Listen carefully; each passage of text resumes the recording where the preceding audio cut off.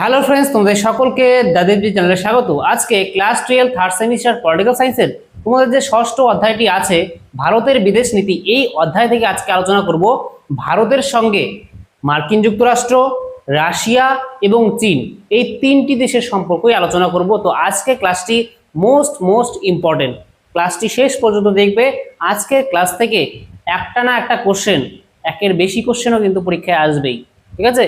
তাহলে ক্লাসটি মন দিয়ে করবে শেষ পর্যন্ত। তাহলে এই যে মার্কিন যুক্তরাষ্ট্র আছে, এই মার্কিন যুক্তরাষ্ট্রের রাজধানীর নাম কি তোমরা জানো? Washington DC. ওয়াশিংটন ডিসি, ঠিক আছে? ডিসি কে বলা হয় ডিস্ট্রিক্ট অফ কলম্বিয়া। আর এই যে ওয়াশিংটন ডিসি আমেরিকার রাজধানী, বলতো কোন দুটি আন্তর্জাতিক সংস্থার সদর দপ্তর এই ওয়াশিংটন ডিসিতে অবস্থিত? দ্বিতীয় অধ্যায়ে কিন্তু ছিল দুটা আন্তর্জাতিক সংস্থা, তার সদর দপ্তর কিন্তু এই ওয়াশিংটন ডিসিতে অবস্থিত। মনে আছে কি? একটা হচ্ছে ওয়ার্ল্ড ব্যাংক, আরেকটা হচ্ছে আইএমএফ, তাই তো? বিশ্ব ব্যাংক বা ওয়ার্ল্ড ব্যাংক আর আইএমএফ বা ইন্টারন্যাশনাল মনিটারি ফান্ড বা বাংলায় বললে আন্তর্জাতিক অর্থ ভান্ডার। তাহলে এই দুটি আন্তর্জাতিক যে সংস্থা আছে, দুটি অর্থনৈতিক আন্তর্জাতিক প্রতিষ্ঠান বলা যায়, এই দুয়েরই সদর দপ্তর কোথায় অবস্থিত? আমেরিকার ওয়াশিংটন ডিসিতে অবস্থিত, এটা মনে রাখবে। আর এই ওয়ার্ল্ড ব্যাংক আর আইএমএফ এই দুটি অর্থনৈতিক প্রতিষ্ঠানের উদ্ভব কোন সম্মেলনে হয়েছিল? ব্রিটেন উডস সম্মেলনে করিয়েছিলাম।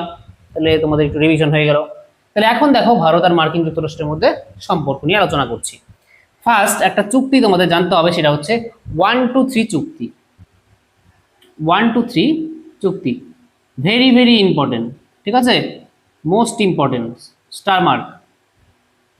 তাহলে এই 123 চুক্তি এটা স্বাক্ষরিত হয় ভারত আর মার্কিন যুক্তরাষ্ট্রের মধ্যে। তাহলে প্রথমে এটাই কোশ্চেন আসতে পারে যে 123 চুক্তি কোন দুটি দেশের মধ্যে স্বাক্ষরিত হয়? ভারত আর মার্কিন যুক্তরাষ্ট্র। এবার কত সালে স্বাক্ষরিত হয়? দেখবে এক বইয়ে দেওয়া আছে 2008 সাল, এক বইয়ে দেওয়া আছে 2007 সাল, কোথাও 2005 লেখা আছে। তাহলে কোনটা সঠিক? দেখো এই 123 চুক্তি এটা ভারতের যে প্রধানমন্ত্রী ছিল মনমোহন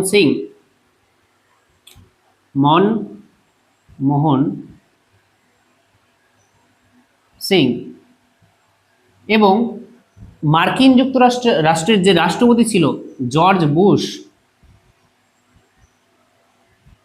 এই দুই লিডারের মধ্যে কিন্তু এই চুক্তি স্বাক্ষরিত হয়েছিল। মনে রাখবে যে এই চুক্তি প্রথমে ঘোষিত হয় 2005 সালে। 2005 সালে ঘোষিত হয়, 2007 সালে এটা স্বাক্ষরিত হয়, আর 2008 সালে এটা কার্যকর হয়। তাহলে পরীক্ষায় কিন্তু এটাই আসে যে কত সালে স্বাক্ষরিত হয় 123 চুক্তি। তাহলে মনে রাখবে 2007 সালে। আর অপশনে যদি 2007 সাল না থাকে, তারপরে যদি 2008 সাল দেওয়া থাকে, তাহলে সেটাই তোমরা দিয়ে আসবে, ঠিক আছে? কিন্তু 2007 সালই থাকবে। তাহলে তোমাদের ফার্স্ট প্রায়োরিটি 2007 সাল। আর অপশনে যদি এমন থাকে যে 2007 সাল নেই, তবে কিন্তু 2008 সাল অবশ্যই থাকবে, তাহলে 2008 সালই দেবে। আর যদি এমন হয় যে অপশনের মধ্যে 2007 সাল আছে, 2008 সালও আছে, তাহলে কোনটি দিবে? তাহলে কিন্তু 2007 সাল সঠিক উত্তর হবে, ঠিক আছে? কনফিউশন ক্লিয়ার হলো? এবার ভারত আর মার্কিন যুক্তরাষ্ট্রের মধ্যে, আচ্ছা তোমাদের আমি ম্যাপে দেখিয়ে দিচ্ছি মার্কিন যুক্তরাষ্ট্র কোথায় অবস্থিত, ঠিক আছে? দাঁড়াও একটু। তাহলে এই ম্যাপটি দেখো তোমরা, এটা হচ্ছে ওয়ার্ল্ড ম্যাপ, ঠিক আছে? World political map. তোমরা যদি দেখো এখানে এই যে গোলাপি কালারের যে দেশটি দেখতে পাচ্ছ, এখানে কিছুটা আর এখানে কিছুটা অংশ আলাস্কা, এটাকে বলা, এটাই কিন্তু আমেরিকা, ঠিক আছে? উত্তর আমেরিকা মহাদেশে একটি দেশ হচ্ছে এই আমেরিকা, ঠিক আছে? দেখতে পেলে। আর তার যে রাজধানী ওয়াশিংটন ডিসি, সেটা এখানে অবস্থিত, এই যে এই জায়গাটায়। আর এটা হচ্ছে আটলান্টিক মহাসাগর, তোমরা জানো। তাহলে তোমরা ম্যাপের মধ্যে দেখে নিলে মার্কিন যুক্তরাষ্ট্রের অবস্থানটা কোথায়। দেখো এই যে 1, 2, 3 চুক্তিটা স্বাক্ষরিত হয়, এই চুক্তির দ্বারা এখন কি করা হয়, যে ভারত একটি দেশ, এটা একটা গণতান্ত্রিক দেশ, মার্কিন যুক্তরাষ্ট্র এটাও একটা গণতান্ত্রিক দেশ। ভারত হচ্ছে সর্ববৃহৎ একটা গণতান্ত্রিক দেশ, আর মার্কিন যুক্তরাষ্ট্র হচ্ছে ওল্ডেস্ট ডেমোক্রেসি, সব থেকে পুরনো গণতান্ত্রিক দেশ একটা। তাহলে দেখো এই 1, 2, 3 চুক্তির দ্বারা ভারতকে মার্কিন যুক্তরাষ্ট্র কি দিবে, নিউক্লিয়ার ফিউল দিতে পারবে এখন। আর সেটা কিন্তু কোনো বোমা প্রস্তুত করার জন্য না, শান্তিপূর্ণ উপায়ে ব্যবহারের জন্য কিন্তু এই নিউক্লিয়ার ফিউল আমেরিকা যুক্তরাষ্ট্র বা মার্কিন যুক্তরাষ্ট্র ভারতকে দেবে। একটা গ্রুপ আছে, সেটা হচ্ছে নিউক্লিয়ার সাপ্লায়ার্স গ্রুপ, এনএসজি। ঠিক আছে, এই এনএসজি এর পুরো নাম হচ্ছে নিউক্লিয়ার সাপ্লায়ার্স গ্রুপ। এই গ্রুপের সদস্য যারা হবে তাদেরকেই আর কি নিউক্লিয়ার ফিউল দেওয়া হবে, এটা বলা হয়। আর এই এনএসজির সদস্য কিন্তু নয় ভারত, ভারত কিন্তু এই এনএসজির সদস্য নয়। কেন নয়? এই এনএসজি গ্রুপের, নিউক্লিয়ার সাপ্লায়ার্স গ্রুপের সদস্য হতে গেলে সেই দেশকে এনপিটি, এই এনপিটিতে স্বাক্ষর করতে হবে। আর এনপিটি জানো কি, নিউক্লিয়ার নন প্রলিফারেশন ট্রিটি, যেটা 1968 সালে কি হয়, যে স্বাক্ষরিত হয়েছিল। আর এই এনপিটিতে বলা হয় যে পঞ্চপ্রধান যে দেশগুলি আছে না, 5টা দেশ, আমেরিকা, রাশিয়া, ফ্রান্স, চীন, ব্রিটেন, তাদের কাছে আর কি পারমাণবিক অস্ত্র থাকবে, কিন্তু বাদ বাকি অন্যান্য দেশগুলি যে আছে তারা পারমাণবিক অস্ত্র রাখতে পারবে না। তাহলে ভারত বলে যে এটা একটা বৈষম্যমূলক চুক্তি, সেই 5টি দেশের কাছে থাকবে, কিন্তু ভারত নিজের কাছে রাখতে পারবে না কেন, অন্যান্য দেশ কেন রাখতে পারবে না? এর জন্য ভারত এনপিটিতে স্বাক্ষরই করেনি। ঠিক আছে, যেহেতু এনপিটিতে স্বাক্ষর করেনি, এর জন্য এনএসজিরও সদস্য হতে পারেনি ভারত। আর এনএসজির সদস্য হলেই তারপরে নিউক্লিয়ার ফিউল ভারত পেত, কিন্তু এনএসজির তো সদস্য নয় ভারত। এর জন্য ভারত আর মার্কিন যুক্তরাষ্ট্র নিজেদের মধ্যে সম্পর্ক আরো ভালো করার জন্য মার্কিন যুক্তরাষ্ট্র কি করে, যে ভারতের সঙ্গে এই 1, 2, 3 চুক্তি স্বাক্ষরিত করে, আর যার দ্বারা মার্কিন যুক্তরাষ্ট্র এখন কি দেবে, ভারতকে কিন্তু নিউক্লিয়ার ফিউল দেবে। এখন এই যে ভারত এবং আমেরিকা, এই দুটি দেশের মধ্যে কিছু প্রতিরক্ষা সহযোগিতা চুক্তি স্বাক্ষরিত হয়, সেগুলির নাম মনে রাখবে। ঠিক আছে, কিছু টোটাল 3টি আছে, প্রতিরক্ষা সহযোগিতা চুক্তি। সেই 3টির নাম কি কি? একটা হচ্ছে ল্যামোয়া,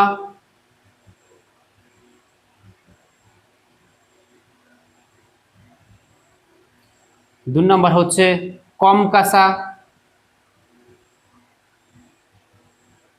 আর 3 নম্বর হচ্ছে ব্যাকা।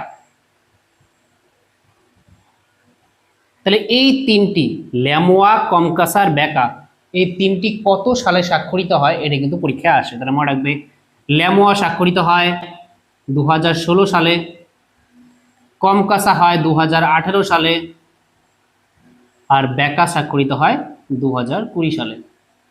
তাহলে এই যে 3টি ভারত এবং মার্কিন যুক্তরাষ্ট্রের মধ্যে প্রতিরক্ষা সহযোগিতা চুক্তি, এই 3টির নাম মনে রাখবে। ঠিক আছে, আচ্ছা এখন দেখো একটা কোয়াড নামে একটা সংগঠন আছে 4টি দেশের, সেটা সম্পর্কে এখন আলোচনা করি। Quad, QUAD। ঠিক আছে, এই কোয়াড কি, কোয়াডের ফুল ফর্মটা কি? এই কোয়াডের ফুল ফর্ম হচ্ছে কোয়াড্রিলেটারাল সিকিউরিটি ডায়ালগ। ঠিক আছে, কোয়াড্রিলেটারাল সিকিউরিটি ডায়ালগ। আর এই কোয়াডের মধ্যে টোটাল 4টি দেশ আছে, সেই 4টি দেশের নাম মনে রাখবে, যে ভারত,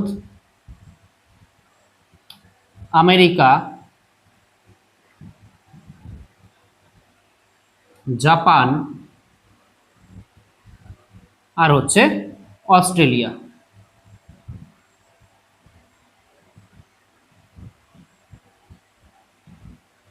তাহলে এই 4টি দেশ কিন্তু এই কোয়াডের সদস্য, এটা কিন্তু ভেরি ভেরি ইম্পর্টেন্ট, পরীক্ষায় আসতেই পারে।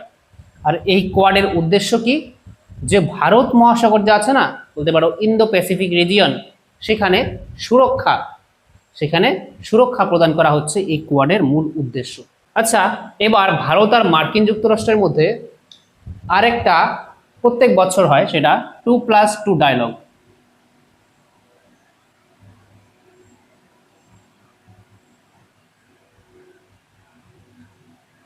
এই যে 2+2 ডায়লগ, এটা ভারত আর মার্কিন যুক্তরাষ্ট্রের মধ্যে হয় প্রতি বছর।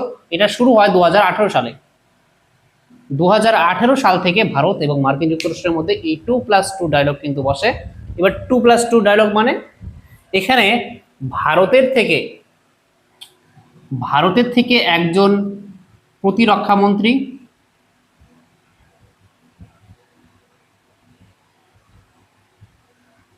আর একজন বিদেশ মন্ত্রী,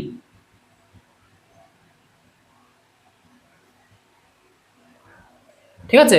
ভারতের একজন প্রতিরক্ষা মন্ত্রী, অর্থাৎ প্রতিরক্ষা মন্ত্রী তো একজনই থাকে, তাহলে প্রতিরক্ষা মন্ত্রী আর বিদেশ মন্ত্রী যে থাকে, এবং আমেরিকারও অর্থাৎ মার্কিন যুক্তরাষ্ট্রেরও প্রতিরক্ষা মন্ত্রী এবং বিদেশ মন্ত্রীর মধ্যে যে মিটিং বসে প্রতি বছর, সেটাই হচ্ছে 2+2 ডায়লগ। তাহলে মনে রাখবে 2+2 ডায়লগটা কি, ভারত আর মার্কিন যুক্তরাষ্ট্রের মধ্যে এই 2+2 ডায়লগ শুরু হয় 2018 সাল থেকে। এটা একটা মিটিং বসে, মার্কিন যুক্তরাষ্ট্র থেকে দুজন ব্যক্তি আসবে, কে, বিদেশ মন্ত্রী আর প্রতিরক্ষা মন্ত্রী, foreign minister and defence minister.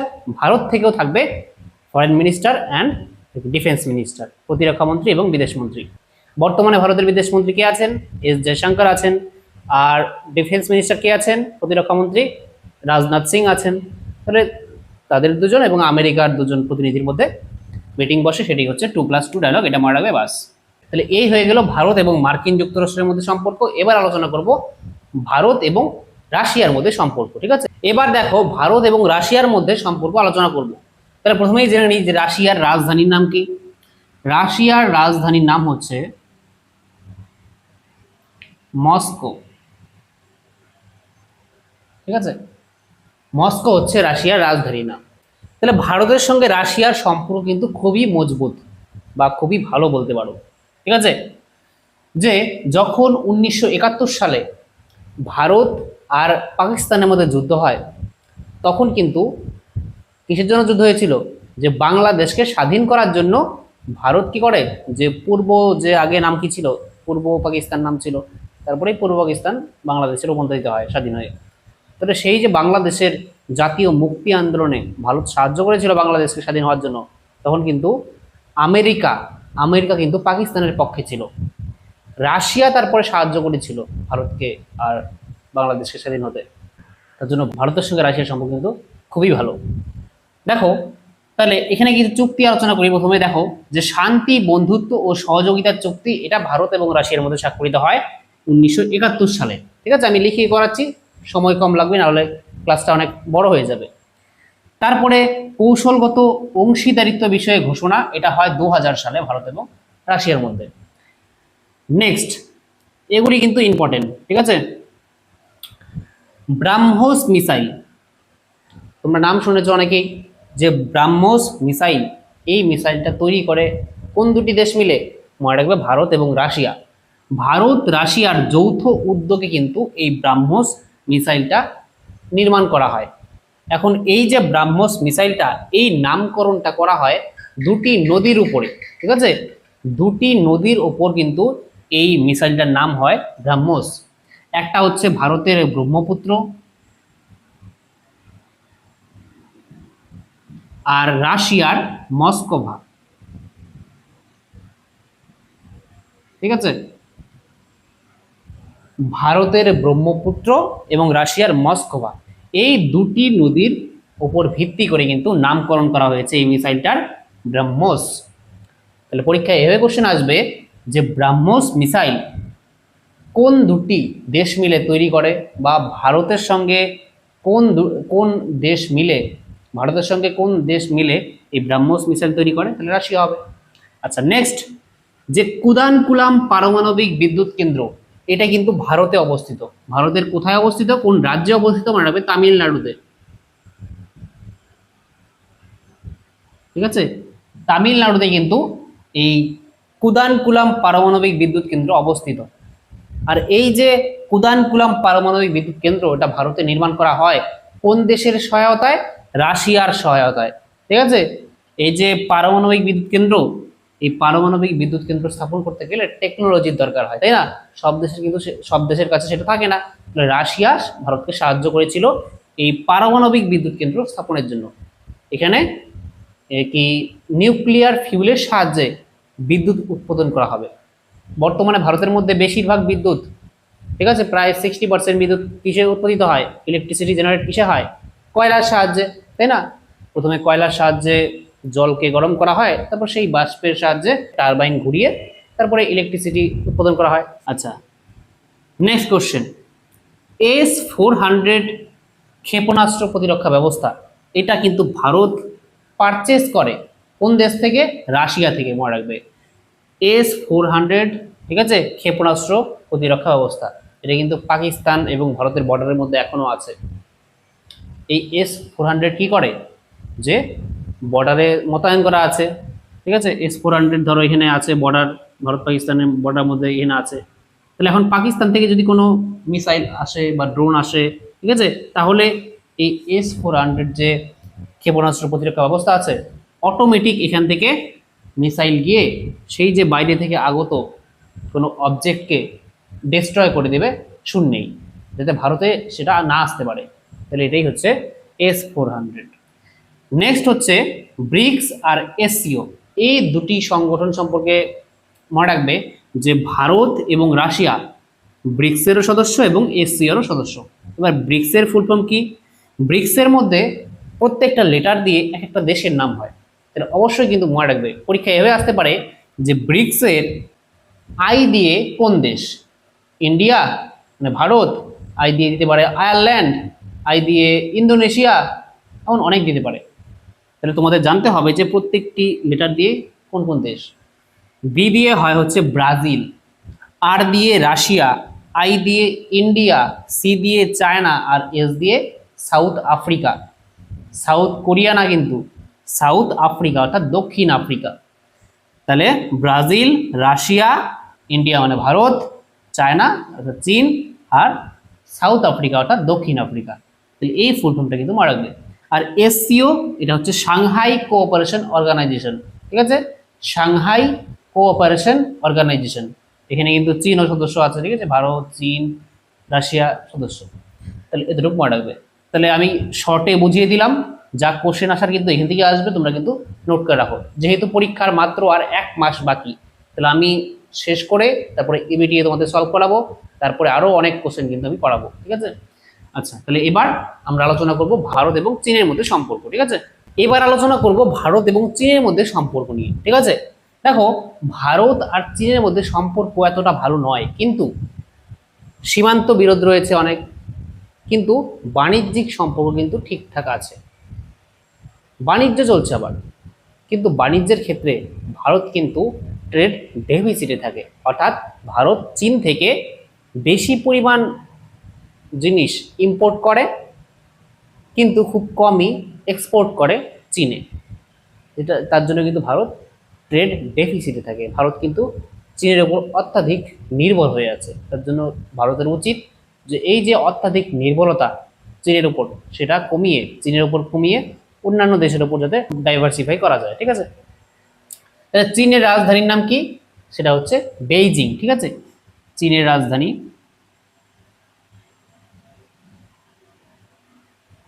Beijing, মনে রাখবে এটা। এবার দেখো, ভারত আর চীনের মধ্যে যে যুদ্ধ হয়, সীমান্ত যুদ্ধ, সেটা কত সালে হয়? মনে রাখবে 1962 সালে। ভেরি ভেরি ইম্পর্টেন্ট, পরীক্ষায় আসেই যে ভারত চীন সীমান্ত যুদ্ধ কত সালে হয়? মনে রাখবে 1962 সালে। তোমরা যদি ম্যাপটা দেখো, আচ্ছা বোঝার জন্য দেখো, এখানে আছে নেপাল, এখানে আছে ভুটান, এদিকে আছে চীন, ঠিক আছে। আগে এখানে একটা জায়গা ছিল, সেটা হচ্ছে তিব্বত। সেই তিব্বতকে কবজা করে নেয় চীন।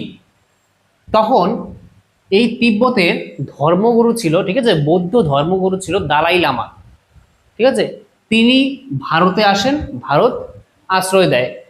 তাহলে যেহেতু ভারত কি বৌদ্ধ ধর্মগুরু দালাই লামাকে আশ্রয় দেন, তার জন্য কিন্তু সেই নিয়েও ভারত আর চীনের মধ্যে সম্পর্ক খারাপ হয় আর কি, ঠিক আছে, সম্পর্ক তিক্ত হয়ে ওঠে।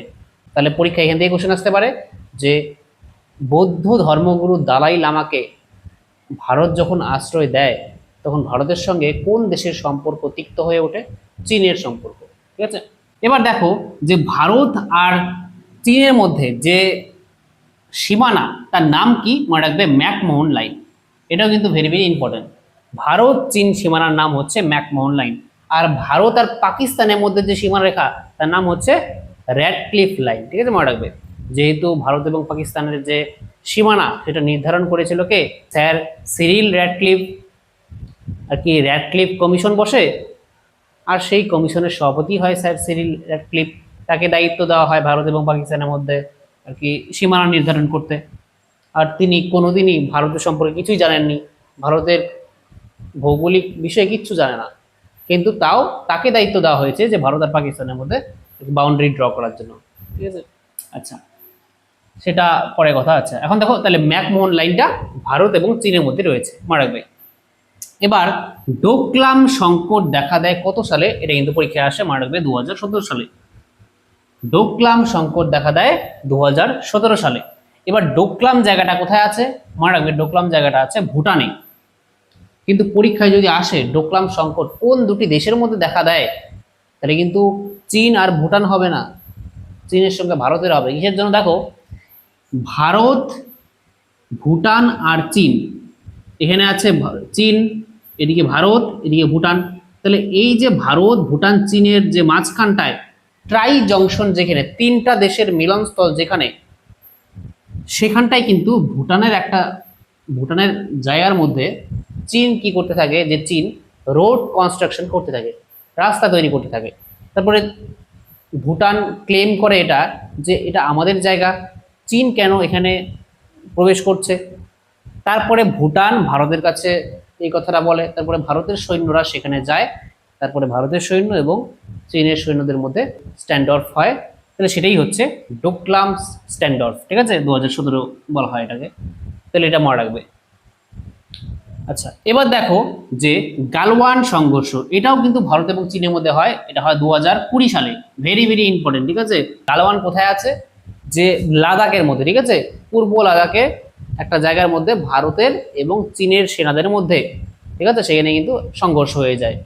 সেখানে ভারতের অনেক সৈন্য মারা যায়, চীনেরও অনেক সৈন্য মারা যায়। এই নিয়ে কিন্তু তারপরে ভারত এবং চীনের সম্পর্ক খারাপ হয়ে যায়, ঠিক আছে।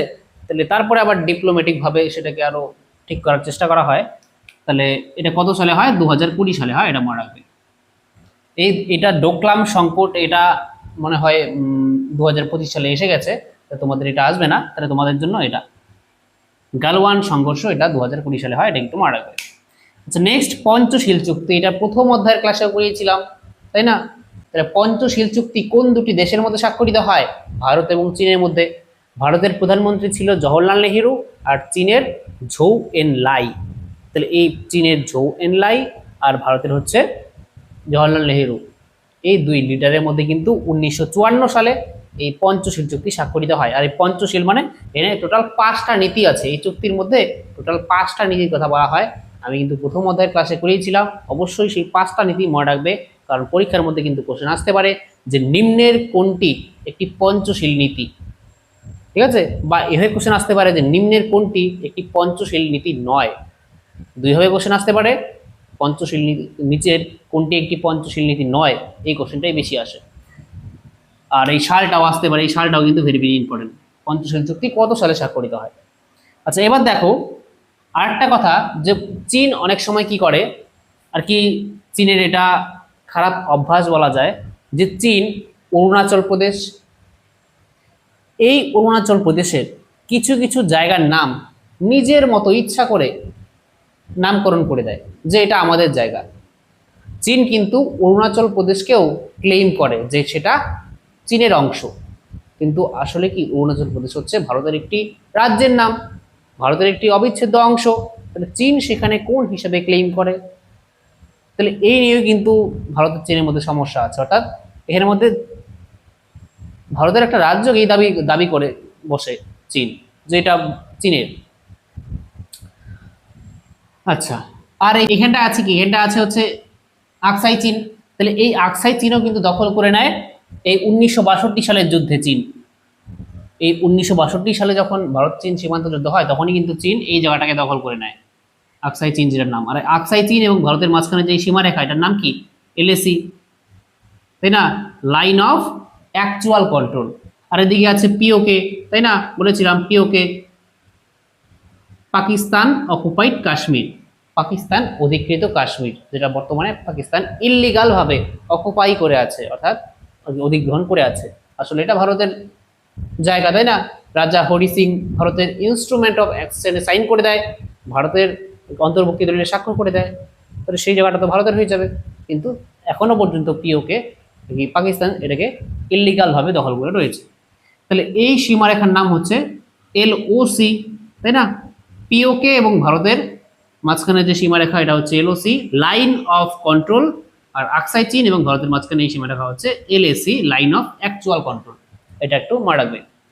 আচ্ছা, এবার দেখো মুক্তোর মালানীতি বা স্ট্রিং অফ পার্লস, এটা একটা কৌশল। কোন দেশের কৌশল? মনে রাখবে চীন। চীন কি করে, যে চীন এই পাকিস্তান, শ্রীলঙ্কা, ঠিক আছে, তারপরে এখানের মধ্যে মায়ানমার, বাংলাদেশ, এই সব দেশের মধ্যে নিজের প্রভাব বৃদ্ধি করে এখানের মধ্যে ভারত মহাসাগরে নিজের প্রভাব বৃদ্ধি করার চেষ্টা করছে চীন, অর্থাৎ ভারতকে ঘেরাও করার চেষ্টা করছে, ঠিক আছে। বিভিন্ন জায়গায় নিজের প্রেজেন্স বর্তমান রেখে ভারত মহাসাগরে নিজের প্রভাব বৃদ্ধি করার চেষ্টা করছে। এটাই হচ্ছে চীনের মুক্তোর মালা নীতি বা স্ট্রিং অফ পার্লস স্ট্র্যাটেজি, ঠিক আছে। মুক্তোর মালার মতো বিভিন্ন জায়গার মধ্যে নিজের প্রভাব বিস্তার করছে, ঠিক আছে, সামরিক ঘাঁটি স্থাপন করছে, বা নিজের, যেমন শ্রীলঙ্কার মধ্যে প্রভাব আছে, শ্রীলঙ্কার মধ্যে হাম্বানটোটা পোর্ট আছে একটা, যেটা 99 বছরের জন্য শ্রীলঙ্কা নিয়ে কি চীন নিয়ে নেয়, তাই না। এভাবে বিভিন্ন জায়গার মধ্যে নিজের প্রেজেন্স রেখে আর কি মুক্তোর মালার মতো নিজের প্রেজেন্স বাড়াচ্ছে, এটাই হচ্ছে মুক্তোর মালার নীতি। আরটা হচ্ছে হীরের মালা নীতি, এটা হচ্ছে ভারতের। এই মুক্তোর মালার নীতি অর্থাৎ স্ট্রিং অফ পার্লস, চীনের যে এই স্ট্র্যাটেজি, এটাকে কাউন্টার করার জন্য ভারতও নিজের প্রেজেন্স বাড়াচ্ছে এই কৌশলটাকে কাউন্টার করার জন্য। যেমন ওমান আছে, তারপরে শ্রীলঙ্কা আছে, মালদ্বীপ আছে, বাংলাদেশ, ঠিক আছে, আশেপাশে যে দেশগুলি আছে তাদের সঙ্গে সম্পর্ক ভালো রেখে ভারতও কি করছে, যে চীনের এই স্ট্রিং অফ পালস বা মুক্তোর মালা নীতি, এই কৌশলটাকে কাউন্টার করার চেষ্টা করছে। এটা হচ্ছে ভারতের হীরের মালা নীতি কৌশল, ঠিক আছে। তাহলে পরীক্ষায় যদি আসে যে হীরের মালা নীতি এটা কোন দেশের কৌশল? ভারতের। আর মুক্তোর মালা নীতি এটা কোন দেশের কৌশল? এটা চীনের। এটা একটু খেয়াল রাখবে। নেকলেস অফ ডায়মন্ড বা হীরের মালা নীতি। এবার যেমন ভারত এবং রাশিয়া ব্রিক্স আর এসসিওর সদস্য, ঠিক তেমন ভারত আর চীনও কিন্তু ব্রিক্স আর এসসিওর সদস্য। আর এটার ফুল ফর্ম তো বলেই দিলাম একটু আগে, যে Brazil, Russia, India, China, South Africa. আর এসসিওর ফুল ফর্ম হচ্ছে সাংহাই কোঅপারেশন অর্গানাইজেশন। আর দালাই লামাকে কেন্দ্র করে ভারত এবং চীনের মধ্যে সম্পর্ক তিক্ত হয়ে ওঠে, এটা তো আগেই বললাম। এই আজকেই তোমাদের কিন্তু শেষ হয়ে গেল আর কি বিভিন্ন দেশের সঙ্গে যে সম্পর্ক ভারতের, সেটা কিন্তু আজকে আলোচনা শেষ। আর একটি লাস্ট ক্লাস আছে তোমাদের এই সিলেবাসের, অর্থাৎ 6ষ্ঠ অধ্যায়ের, সেটা হচ্ছে ভারতের পারমাণবিক নীতির বৈশিষ্ট্য। তাহলে নেক্সট দিন সেই ক্লাসটি করালেই তোমাদের সম্পূর্ণ সিলেবাস কিন্তু কমপ্লিট হয়ে যাবে। তারপরে আমি এই 6ষ্ঠ অধ্যায় থেকে কি গুরুত্বপূর্ণ এমসিকিউ কোশ্চেন আসতে পারে তার সাজেশন নিয়ে আসবো, ঠিক আছে। আর তারপরে আমি তোমাদের এবিডিএ সলভ করাবো। তাহলে ক্লাসটি ভালো লাগলে অবশ্যই একটি লাইক করো, আর যারা চ্যানেলে নতুন তোমরা অবশ্যই চ্যানেলটি সাবস্ক্রাইব করে অল বেল আইকনে ক্লিক করে রাখো। তাহলে দেখা হচ্ছে নেক্সট ক্লাসে, ততক্ষণের জন্য বাই।